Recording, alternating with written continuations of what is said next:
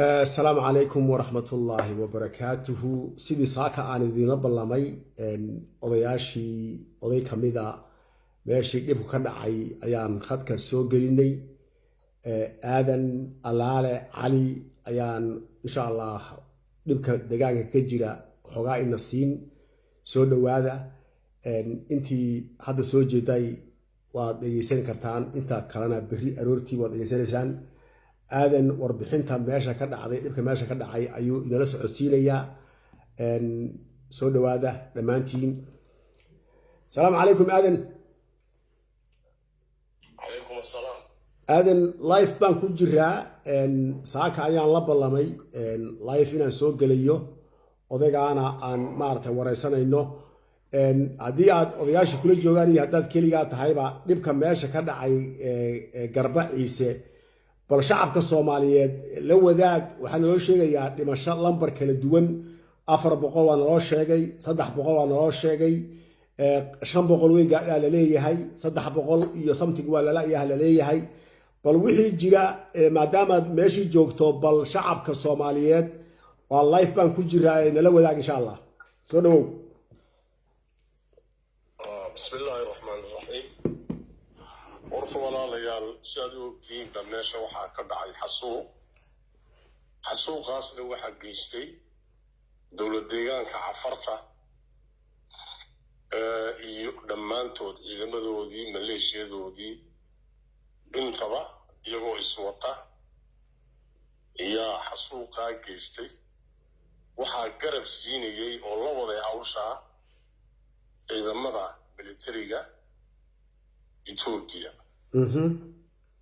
ciidamada militariga federaalka ee Ethiopia. waxaan xasuusinayaa in xasuuq lamida tiradu ka yaraatay uu ka dhacay magaalada Cadaytu. Cadaytu lambarka intuu ahaa barigaas lambarka intay bariga intuu ahaa انت قرن مايو لكن هذيتو dadka ku dhintay ee lagu laayay guriyaha lagu wixii dooni laga sameeyay kama yareen 8 qof tigi imika hor yaalo war kala ku sheegi doonaa laakiin waxaan xasuusinin halkaana ciidamada Itoobiya fadhiyay iyaga ku soo hagaajiyay iyaga wadada u baneeyay iyaga dadka in la xasuuqo sameeyay guriyoodii la boobay la baleelaqaystay la gurayna hadda soo laabano garbaciise inka koor ciidamada Itoobiya yaa maartay laftarkoodu xasuuq ka sameeyay ka yarkani dad bay ku laayeen waxay laayeen inta waqtigii aan ogaa 24 nin meesha way ku dileen in badan oo kale oo dadkii miyiga ahaa ee magaalada soo galayay oo iyaga hebel aan la oran karin way ku dileen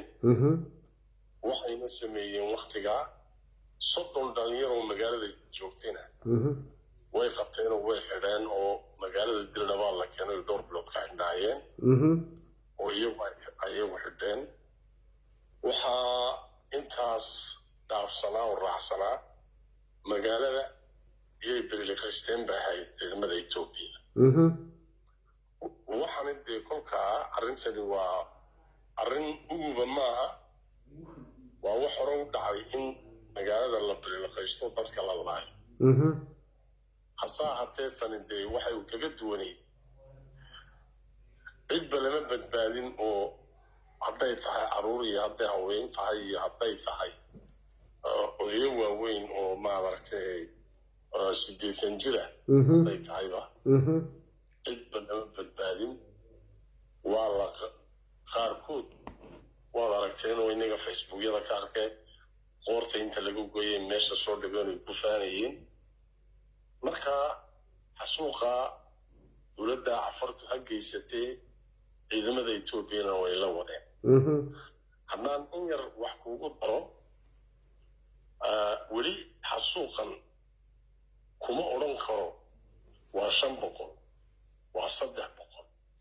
كما أورنكرو وايا ولي ميت كيبا إلا ما أنت معين أفري لما تنكي إلا ما أنت ميتكي إن بدنو دلا غرانيو وي جرتا او لا شيغشيغي هبل للي او لا غرانيو انتاس دلا بقول سره او فين غرانينا او با هبل بيباس ما غرانس حصاهاتي waxaanan garan karin dadkii miyiga ka soo galay ee la dilay kuwa maadartay agagaarka magaalada waraabuhu uu ku cunay kuwa iyagoo isdifaacaya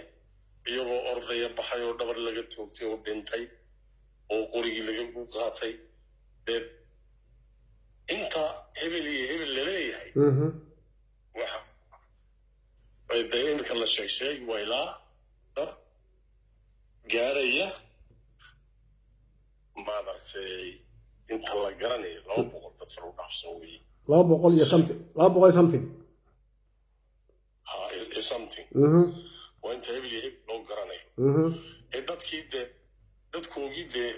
ay kamid ahaayeen magaalada dilo qaar badan daaqalo shiraayo la dhisay meesha biki shiraayo la dhigay oo dadkii ay tacsiyadeynayaan asahaatee mayd farabadan yaalay iminka waxaan ku maqlaynaa in maadaragtay ay intay hog weyn qodeen cagaf qodeen ay meel quraatay ku wada rogeen daraatii ku horeysa taasaan maqlaynaa dawaa lasoo fuqi doonaa unu kolka la tirine sadee weli in maadaragtay waxa tiraba loogu gelin ilaa maanta argagax baan ku jirnaa ilaa maantadan ummad argagaxday baan noqonay intaa oo 200 oo qof loo dilo oo waxa laga yeelo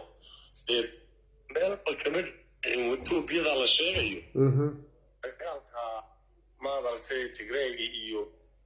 dawladda iyo amxaarka u bixiyay meel badan meel lagu dilay ma jirto shacab inta meel lagu dilay ma jirto meesha imika laga qaylino absuun baa leedaa yaa inta lagu dilay meel kale bay kaadara yiraahdeen oo ayaa maxaa ku sheegtaan dad badan baa naga dilay yiraahdaan wax 160 gaaraya bamba meelaha sheeganayaan laakiin meel dad inta leeginta lagu dilo idaacadaha Ethiopia aynan ka hadal wax idaacado Ethiopia telefishinada Ethiopia meediyaga Ethiopia cid ka hadlaysa bale xitaa meediyaga Soomaalida yaa deegaanka Soomaalida sideedii u hadal waxa weeye kolka arintana inay dhacdo waxa sabab u ahaa dawladda deegaanka Soomaalida dadkani muddo 6 bilood oo go'doon bay ahaayeen oo kolbadila ka joogsanay muddo 6 bilood oo kolbadila baa laga joogsanay hasa ahaatee handana iyadoo kolbadila laga joogsanayo yaa imika 3 bilood oo u dambeysay dadku war meesha waan afgaran laanay afartiin waatan ilbaabkiisa noo fadhiday inna la waayaan ka baqaynaa walaalaya de soo gaadhayda iminka inta dadkan la xasuuqin afar shan cisho ka hor xasuuqii shan cisho ka hor nimanka ciidamada militariga oo inuu keeyo waryaara oo dhul afareed hadii ni imanayaan oo ni badbaadinayaan سيلان هيدي بدكيني نيمة بريان روحنا فالة بيلا بمد دو وكان ماشي عنك قابضو ونقول إنه بيردو خاصو مالي بيلا عني ودو عندك جيم يلي ما درتي رعيان دقطان وضعفرت هو استكتان ونعفرت وستقلو لما هذا خلطوط حالين بهاي وحاورنا يدويدا قلتيga waxa oranay ciidamadii militariga ah ee magaalada joog garbays marka waxaa lala hadlay dee ninka la yidhaha aadan faarax iyo madaxweynaha mustafa lala hadlay waxaa lagu yidhi sidaasaan leeyahay de meeshii waan ka baxaynaa nasugay yidhaahdeen nina wuxuu yidhi abiy baa la hadlay oo wuxuu yidhi kuwa sidaa la yidhi baaba dembiilayow waddankii baad joogtaa fadhiya cidna nii dhowaan may nina wuxuu yidhi janaalkii dhulka xukumay oo dhan baan la hadlo waxayna cagjaroo iska fadhiya buu yidhi maanaysa ma jirteen markaa shacabka sidaasaa loo hoosaasiyey way dareensanaayeen oo waxay u dareemeen ciidamo badan meesha lasoo dhagayay arkayeen markaa waxaa weeye dhibtani inay dhacdo mas-uuliyaddeeda waxaa iskale madaxweynaha dowlad deegaanka soomaalida waayo dadkii baaba sheegtay oo yidhiba war meeshan san baana leeyahe ama noo soo gurmada ama aan ka baxno meeshii ee fadhiya ninma dhowaanayo ciidamadana annagaa amarnay in laga yidhaaho maxaa ciidan booliisa hagaa dhexgala ciidan booliisa oo aaggaa ka dhow oo soomaali miyuuna jirin ma jiro wuu jiray oo ciidan lii booliisa madana meel laydhaa deganaa oo u jirta 30 kilometr maxay kuwaas sababtay kuwaas ugu gurman waayeen maxay tahay kuwaas de waxaa lagu yidhi ma gurman kartiin ma geli kartiin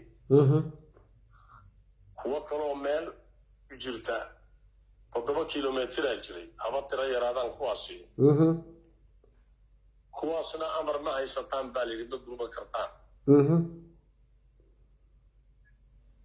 ciidan badan oo magaalada afdabeed joogana way jireen maleeshiyaanka canfarta la leeyahay waxbay laayeen hadday iyagu ay haystaan ogolaansho inay dadka laayaan maxaa ka soomaaliga sharciga qabanaya ka soomaaliga muxuu yahay ka soomaaliga madaxweynaha dowlad deegaanka soomaalida iyo jananka u sarreeya ciidamada labadaabaa yidhi amaran annagu nisiinan maahine agtiina dadka lagu laynayo uma dhowaan kartaa jananku yuu kasoo jeedaa qomiyadu kasoo jeeda jananku ma oroma ma xabashiba ma tigreeba ma canfarba ma soomaaliba kuwii jananka meesha haysta soomaalida jananka meesha haysta ciidamada militariga haysta waayo militariga Ethiopia jananka haysta meesha haysta magaciisa Zaydu baa la yidhaa xilligaa ba inuu oromo yahay iyo inuu amxaar yahay ma kala garanayn daanu amxaar baan u maleeyay waa ka okay haddaba kuwii inoo fadhiyey inta dhowr waa sanadkii ay noogu dowladda federaalka ay noogu wasiir badnayn kuwii federaalka inoo fadhiyey ilaa hadda wax qof reaction sameeyo ka hadlay ma jira wallahi waxa weeye arrintani muddadaa dheer ay socotay xitaa imika leynta la laayay madaxweynaha dowlad deegaanka soomaalida laftarkiisu kamuu hadal haynoo dambeeya isagu labaduba qofka yani waxaa la ii sheegay idaacadaha Itoobiya in loo diiday inay ka hadlaan waxaa la ii sheegay idaacadda Soomaaliya lafteedu inay diiday inay ka hadasho haddaba maxaa sababa gabadha hal wasiir bay canfartu leedahay Soomaa halkii wasiir u hadashay way hadashay taa baarlamaanka Soomaalida dhexdeeda baarlamaanka Itoobiya wasiir ma artay nimanka baarlamaanka ku jiray ee Soomaaliyeed waqtiyaabo la doodayay afartu waxay iska sheeganaysay way hadlayeen laakiin Soomaaliya wali arrinta ka hadlay lama arag طيب maxaa marka wasiirkii canfartana siiyay inuu permission hadlo kuwii Soomaalida 20 gaarayay ama gobolka ninkii haystay madaxweyne Mustafa ama militariga ciidankii booliska Soomaaliga maxaa kulli wada aamusiyay oo shacabkii ama maleeshiyaadkii canfartana siiyay fasax inay dadka saa u gumaadaan sheekadu mayna ka da'weynayn canfar oo aynan ahayn ujeeddo kale waxaa weeye nimankani arrintu horta dowladda Ethiopia way ku jirtaa oo waxay ugu jirtaa waxaad arkaysaa ciidanka Ethiopia oo dadkii laynaya afartii la safan warkaas waa warac haddaba iyagu waa Ethiopian inaguna Ethiopian baan nahay labadeenuba laba qowmiyadood oo Ethiopia ka tirsan baan nahay maxaa iyaga xuquuq siiyay inagana xuquuq inoo diiday iyaga waxa xuquuq siiyay raggaasi waa rag wixii ka maqnaa afar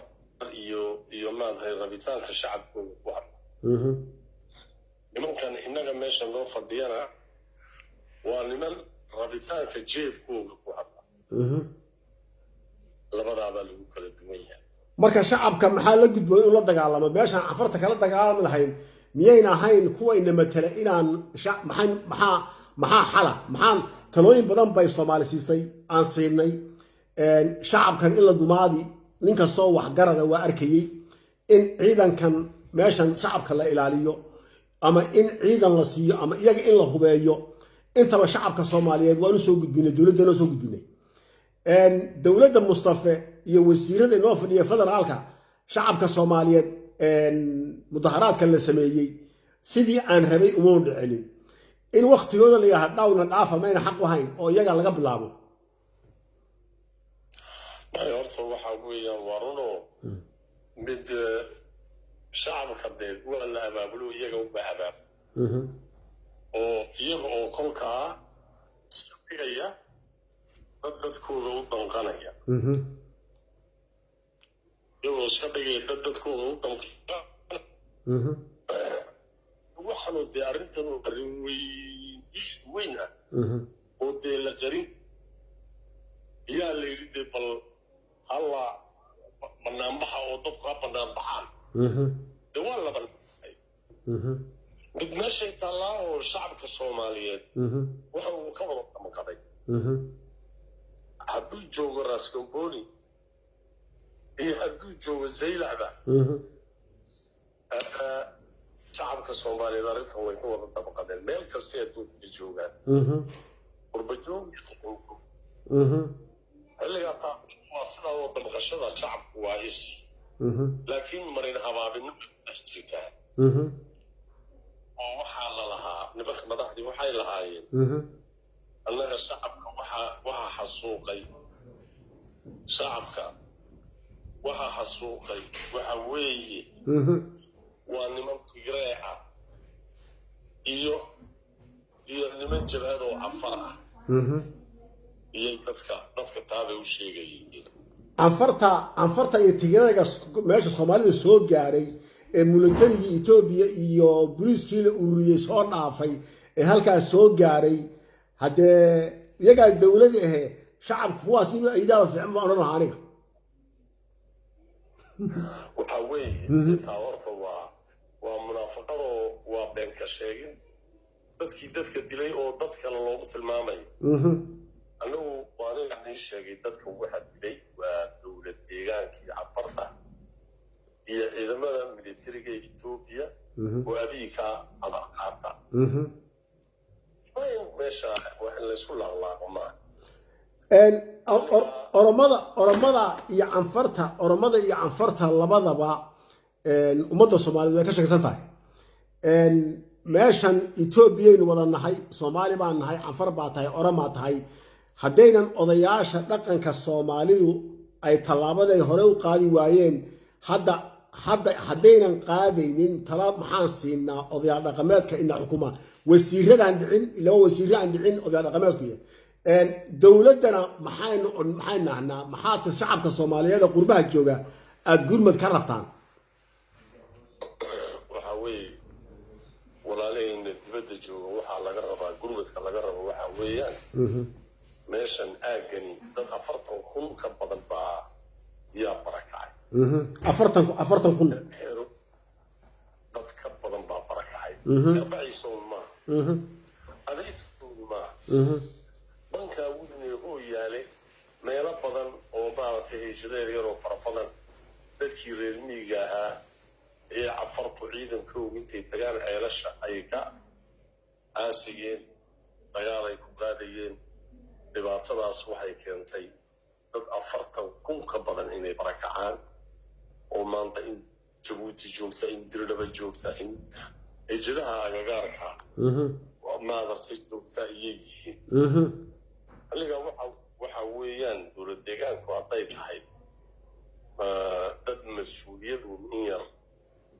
mas'uuliyadooda gaaraya hataa hadday dhibtani dhacdo waxaa la xerooyin baa loo sameeyaa oo meelaha u dhowdhowgii laga barakiciyey baa dadka la dejiya xilligaa dabadeed ilaa inta xal loo helayo dhulkoodii lagu celinayo dee taas weli ma dhicin ma ilaa hadda wax gurmadaho xagga dowladda Soomaalida ka yimid ma jiro ama canfarta lafteeda hadii waa diga lafteeda waa dowladda yaana labada nacba wax gurmada ama dowladda federaalka saddexda meeloodba wax gurmadaho shacabka barakacay kay lahayaa ma jiro maadilada horta kow afartii waaba dadka kuleynaya iska daa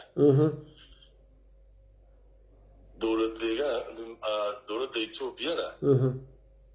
waa afar waxay garab siin oo iyaduna waa halkaabay martay ciddii xerooyinka samayn lahayd ee hay-adaha adduunka u baaqi lahayd ee odhan lahayd dadkaa barakacay halkaa baan ku ururinay wax siiya dowlad deegaanka Soomaalida ahayd weli maynan dhicin arrintaas way jirtaa dowlad deegaanka Soomaalidu raashina way keenaan halkanba wax ka dhaceen dabdamisoo kaleeta dee wax dabdamisa meel markuu dabqasadada ee biyaha lagu samaynayo nacam dabdamiskaasi wuu jiraa laakiin wax qorshaysan oo habaysan oo nidaamsan oo dadka loogu talagalay ma jiro labana rabana waniga kuu sheegayo haddii la rabo dadka in wax loo qabto kow wax ahayd markay soo barakaceen in xerooyin loo sameeyo la dejiyo dowladdu ay ku bilowdo waxay siinayso hay-adaha adduunkana u qayliso markaanu waxaan ku dhan lahaa walaaley dibadda jooga intaan leegay 40,000 ka badan baa barakacay dhulkuna waa dhul aad u weyn haddaad maanta aad ka baxdo meesha madana la yidhaahdo ood is leedahay adayntu baan gaadhi waxaad soconayso waa 200 kilomitr halkaasay ka sii shisheeyaan haddana dadka miyigu xilligaa waxaan kaaga jeedaa dhulku waa dhul masaafad weyn leh dhulkan iminka la sheegaya galbeedka city oo qura lagu sheegay kaartada Djibouti markaad soo qaadato kaartada Djibouti oo dhan waa 23,000 oo kilomitr kaare dhulkanina waxaa weeye 2 goor buu ka weyn yahay xilligaa dee waa dhulka intaa leeg waa dhulkii xilliga la eegaba wixii looranaya xeelo dhaqantadii runta ahayd ee ciise dee haddii beritoole haddii dee maaragtay xawiyaadan markay adduunka u soo baxeen qaabkii ay ahaayeen dad weli sidii u nool wey badidoodu ma garan xilligaa waa dad wax la yidhaha dowlad iyo nidaam iyo midna aanan tanina au dheer tahay xilligaa say dooni ha noqotay anugu waxaan odhan lahaa walaalaha iyaga dibadda jooga wixii aad gargaar kartaan dadka u soo fidiya ma la sameeyay idinka oday horta adigu u sheeg adigu waxaad u sheegtaa dadka Soomaaliyeed magaalada joogto imiga ama caawa joogto halkii ya hadda adigu imiga xagee joogtaa maanta anigu maanta Dirdaba joogaa okay marka ma samayseen sanduuq dadka qurbaha in haddayba soo gurmadaan sanduuq ummadda loogu gurmado ma soo bisan wallahi waxa weeye niman dhalinyara yaa wax wadwaday sameynayay dee nimankii dhalinyartay waxaa waday waa nila soo xiriirsiin dhib male waa kaa okay caawa odayaal badan baa yaan ballansanayn way iga qaban waayeen oo iyagana khadkana kusoo xidha aan doonayay annagana iminka waqti dambay noo tahay iyagana wayba seexdeen maalmoon hadda guryadoon la hadlay iminka u hurday wixii waan seexday marka bal wixii dambe soo kordha waan la soconaynaa mar labaad maxaad dowladda Soomaalida maxay nahnaa maxaad oran dowladda Soomaaliya waxaan u sheegayaa Soomaalida dowlad deegaanka Soomaalida degan Mustafa iyo xafiis maxaa oran iska dulqaada wali waa cadow shaqooda u shaqaysanay intaa baan ku oran lahaa iyadoo ay xamaasadna iga ahayd odayaal dhaqameedka oo garaadka iyo ugu horeeyaan ugaaska Ciise in badan baan talooyin u soo diray iyaga laftoodu waa wasiir aan dhicin Mustafa shalay waxa xafiiska soo fariistay berina waa tagayaa kuwa la midkaan waa sidoo kale laakiin odayaal dhaqameedkeena aan dhacaynin wasiirada aan dhacayn ina maamulaya canfarta inay la xaajoodaan oo odayaasha canfarta la heshiiyaan oo geemka siyaasadda meesha ku jirto halkaas seed u aragtaa hadalka aan soo geliyay maanta Facebooka seed u aragtaa waxay ahayd waqti hore kaasi ahaa marka maanta maxaynu ku yahnaa waqti hore ahayd maanta laga sameyn karaa maxaan talo siinaynaa odayaal dhaqameedka aan dhicin maxaan talo siinaa maanta iyo culimada Soomaalida wallahi maanta waxa weeyaan in la yiraahdo Soomaalida inta damqanaysa ee aanan ku xuleyn maamulka dowlad deegaanka Soomaalida duqeyda aan ku xuleyn ee damqanay inay kuwaasi wax isweydiiyaan oo tala adag maanta Itoobiya meel adag bay maraysaa ay isweydiiyaan wey waayo odayada kale ii sheegaysi waa odayo maamulka la shaqeeya oo ka tirsan ururka abiy ka tirsan guur kuwa u dhaxaysa oo shacabka ka naxda shacabka Soomaaliyeed waxaan maray inuu tashado inuu u baahan yahay oo odayaasha dhaqanku kolba qolay timaadeen la shaqeeyaan ama dowladda dadka ka naxa inaynu ay Soomaaliya hadayna inaan sameysano waa laga maarmaan canfar dadka canfarta intee lagu qiyaasay ee degan Itoobiya ee dhabta wallahi dadka canfarta Itoobiya jooga qaar waxay yiraahdaan waa milyan iyo qaar waxay yiraahdaan 2 milyan bay ku dhow laakiin anigu waxaan ogaa telekoobkii hore ee u horeeyay waxaan ku ogaa 700,000 inay sideed kun waa milyan iyo 100 bilyan iyo 2 ma dhaafin Soomaalida waa imisa Soomaalida galbeed waa imisa wallahi Soomaalida marka hagaag loo tiriyo Soomaalida waa 8 milyan ma dhaafin ka badan 30 sano ka hor baa loo jeestay 8 milyan marka shacabka inta la eg ilaa meeqa jibaar baa ku soo laabmayna inagoo Soomaalida kalaba aan isku darin Soomaali galbeed 8 milyan ku daa 8 milyan iyo 1 milyan inaynu ka cabaadno oo saa ay noo galaan mayna guuldaraan waxa weeye waa ayaan darada meesha ka jirta okay shacabka la ilaaho canfarta iyo inagu isku dhaqan baynu nahay Djibouti waa wada degannahay miyaynan haddeen arrintan sii socoto maynan Djiboutina dhibkani muna gaadhay wallahi dhibtu maanta ay taagantay Djibouti maantadana kula hadlayo ayay kacdana ka jiraan dhagax tuur iyo waxaas laamiyo la xiray baa la soo diray iyo dhalinyarada mudaharaadaysa iyo shacabka gadoodsan marka canfarta dan may u tahay haddii inaga shacabkeena u soo galaan canfar miyay dan u tahay inay Djibouti loo gubato Soomaali galbeedna waa kaga badannahay Djibouti waa kaga badannahay walaalaheen maynan odayaal iyo waxgarad iyo culimo lahayn oo adeero shaarkan dheertiga ee la adeegsanayo in aan tala siino war almaryaal ku shitmaysannahay canfaray inaga dan inooma aha dagaalka weliba idinka dan idin sii ahayne arrintan odayaasha iyo waxgaradku intuu ismaamulo in la ogaado geemka meesha ku jira waa laga maarmaan ani aragtideeda waa ina haddii odayaashu kasoo bixi waayeen siyaasi kasoo bixi waaye idinku aad samaysaan guddi guur ah oo arrintan dowladda la hortaga wax dhaba wallahi horta anigu